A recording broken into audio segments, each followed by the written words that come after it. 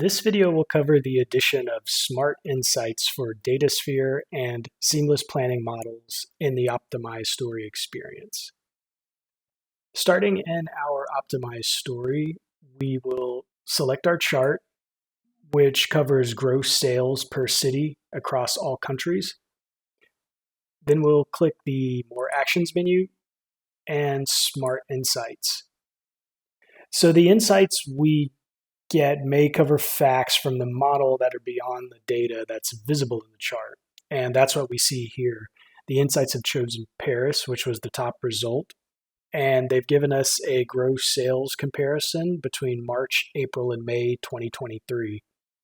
If you want to see a similar result from a different data point, you can click that data point in the chart and go back to the More Actions menu and Smart Insights.